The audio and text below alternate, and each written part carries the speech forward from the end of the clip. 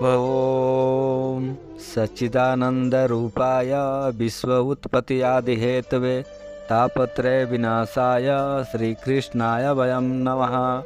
श्रीमद्भागवत महापुराण द्वितीय स्कंद 8वां अध्याय। श्री सुखदेव जी से राजा परीक्षित का धर्म वेद पुराण एवं योगाभ्यास के विषय में वृत्तांत पूछना। इतना वृत्तांत सुनकर राजा परीक्षित ने अपने हृदय में सोचा कि सुखदेव मुनि ने श्री नारायण जी की कथा सुनना चारों वर्णों के लिए बराबर बताया है। इन्होंने मुझे भी इन चारों वर्णों की सेवा में ही समझा है, इसलिए मुझे अपनी शंका दूर करने के निमित्त उन पिछले राजाओं की कथा के संबंध में पूछना चाहिए, जिन्होंने श्री नारायण जी के स्मरण और भजन में अपना देश छोड़ दिया था।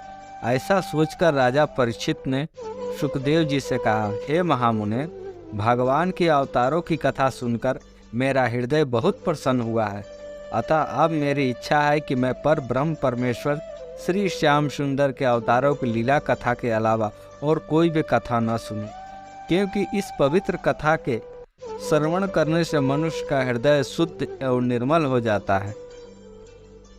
उस चमत्कार से काम, क्रोध, लोभ, मोह, अहंकार और मत आदि ऐसे नष्ट हो जाते हैं जैसे सांसारिक प्राणियों के घर में किसी राजा के आगमन से उसका घर शुद्ध एवं पवित्र हो जाता है। इसलिए अब आप कृपा करके यह बतलाइए कि पर ब्रह्मा परमेश्वर श्री नारायण विराट स्वरूप का, जिसमें समस्त सांसारिक वस्तुएं सम्मिलित है और जो एक रूप से अनेक रूप हो जाते हैं, उनमें क्या भेद है? पिछले युगों में जिन राजाओं ने श्री नारायण जी के भजन में लिप्त होकर अपने देहों को छोड़ दिया था, उनका क्या वृत्तांत है? समस्त तत्वों की संख्या, श्री नारायण जी के पूजन विधि, वेद का धर्म एवं स्वरूप, शास्त्र पुराणों का महात्म, महाप्रलय का वृत्तांत, यज्ञ आदि की विधि, प्रमाण और ऋषि मुनियों का वृत्तांत, प्राणियों के नरक से निकलने की विधि, पाप एवं अधर्म करने वालों की मृत्यु के बाद का परिणाम, संसार में कौन सा कर्म करने से प्राणी माया जाल में फंसता है, इसका वृत्तांत, और किन कर्मों के करने से मोक्ष प्राप्त होता है, इन सब बातों के विषय में मुझे बताने की कृपा करें। यह सुनकर सुखदेव जी ने कहा, हे राजन, मनुष्य शरीर पाना बड़ा कठिन है। जो प्राणी मनुष्य शरीर पाकर भी श्री नारायण जी का स्मरण तथा कीर्तन नहीं करता, उसे पछताने का अतिरिक्त और कुछ भी नहीं मिलता। तुमने जो बातें पूछी है, अब उनका हाल सुनो। जिस तरह मनुष्य दर्पण में अपना मुख देखकर प्रसन्न होता है, परंतु उसे पलट देने पर फिर कुछ दिखाई नहीं देता, उसी तरह भगवान नारायण की अपनी इच्छा से जगत को पैदा करते हैं, तदुपरांत उसका नाश कर अपने स्वरूप में लीन कर लेते हैं। इसलिए ज्ञानी आदमी उसी को समझना चाहिए जो भगवान नारायण के 24 अवतारों की कथा और लीलाओं को सच्चे मन से सुनता है तथा उन पर पूरा विश्वास रखता है। चींटी से लेकर हाथी तक जीवों में उन्हीं एक परमात्मा का एक सा चमत्कार जानकर किसी को दुख एवं तकलीफ नहीं देना चाहिए। इतनी कथा सुनाकर श्री सुखदेव जी ने राजा परीक्षित से कहा, हे राजन, तुमने जो बात पूछी है वही बात एक बार ब्रह्म कल्प में पितामह ब्रह्मा जी ने श्री नारायण जी से पूछी थी। श्री सुखदेव जी बोले, हे राजन, जब आदि निरंकार परमेश्वर की नाभि से एक कमल का फूल पैदा हुआ और उस फूल से ब्रह्मा जी प्रकट हुए, उस वक्त ब्रह्मा जी ने यह बात जाननी चाहिए कि मैं किस जगह से पैदा हुआ हूँ। जब बहुत विचार करने पर भी वे इस भेद को नहीं जान सके, तब वे मन मारकर उसी फूल पर बैठे रहे। इस कथा से यह बात अच्छी तरह समझ लेनी चाहिए कि श्री नारायण जी की माया ऐसी बलवान है कि उस माया के बंधन में बंधकर ब्रह्मा भी उसका भेद नहीं जान सकते हैं। तब अन्य संसारी जीवों की क्या शक्ति है जो वे पर ब्रह्मा प्रभु की लीलाओं के आदि अंत तथा भेद को समझ सके। अस्तु, उस फूल पर बैठे हुए ब्रह्मा ने आकाशवाणी द्वारा श्रीमद् भागवत के मूल 4 श्लोकों को सुना तथा उसी आकाशवाणी के आदेशानुसार तप करना प्रारंभ कर दिया। तपस्या करने पर जब ब्रह्मा जी को विवेक प्राप्त हुआ, तब उन्होंने 4 श्लोकों का मतलब जानकर जगत की सृष्टि रचना आरंभ कर दिया। उन चारों श्लोकों का अर्थ इस प्रकार है। हे ब्रह्मा, सबके पहले जो था वह मैं हूँ, मेरे अलावा कोई नहीं है। तुम जो देख रहे हो वह सब मुझको समझो। महाप्रलय के पश्चात मेरे सिवा और कुछ नहीं रहेगा।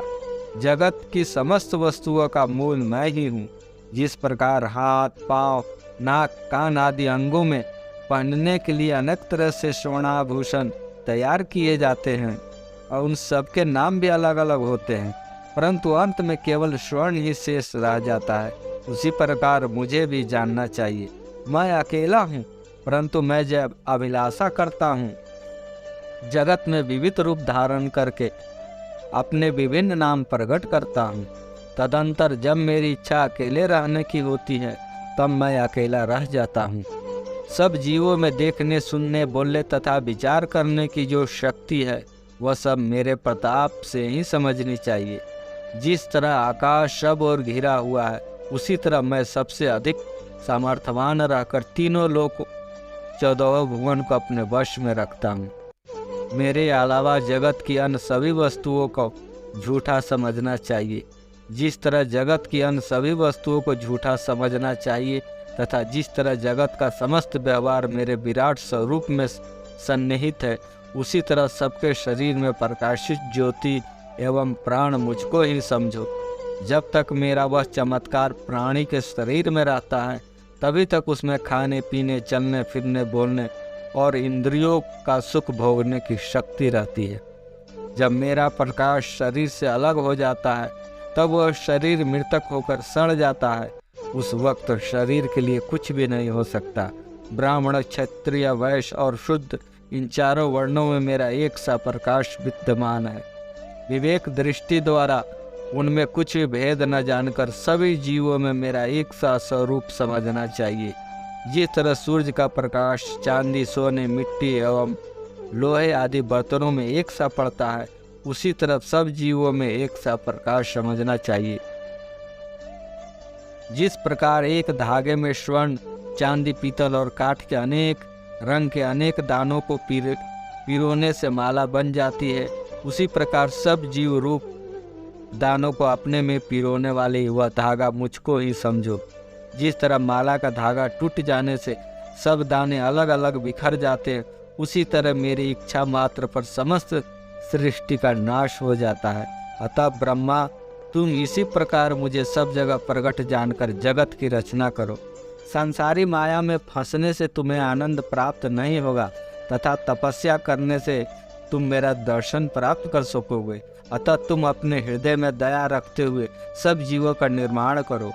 इससे ज्ञानी और ऋषि मुनि तुम्हारा गुण गावेंगे और इसके निर्माण में तुम्हें कोई भी श्रम या दुख नहीं होगा। अब तुम मेरे उस सूक्ष्म चतुर्भुज स्वरूप का ध्यान करो जो महात्मा एवं ऋषि मुनि आदि के मनों में उपस्थित है।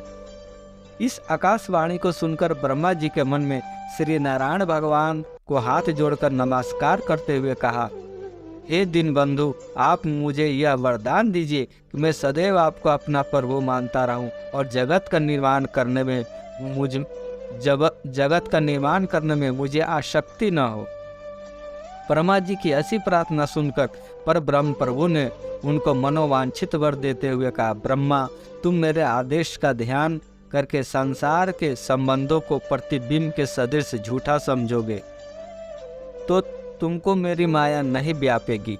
इतना कहकर पितामह ब्रह्मा जी श्री नारायण जी के भजन में लीन हो गए। इतना वृत्तांत कहकर श्री सुखदेव जी बोले, हे राजन, श्रीमद् भागवत के मूलतः 4 श्लोकों का यह अर्थ यही है जो मैंने तुमसे कहा। ब्रह्मा जी ने यह भागवत ज्ञान नारद के अलावा अपने अन्य पुत्रों को नहीं सुनाया था, केवल नारद को ही परम ज्ञानी जानकर उसे बताया था। देव ऋषि ने उस ज्ञान को वेद व्यास जी को सुनाया।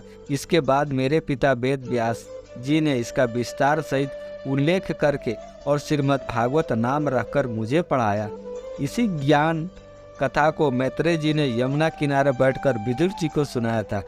अब उसी कथा को मैं सुनाता हूँ। हे परीक्षित, जो मनुष्य अहंकार में डूबकर ईश्वर की कथा के महात्म को नहीं जानता, वह इस लोक और परलोक दोनों लोकों में बहुत ही दुख उठाता है। ओम नमो भगवते वासुदेवाय, नमो नारायण पुराण पुरुषोत्तमाय नमो नमः।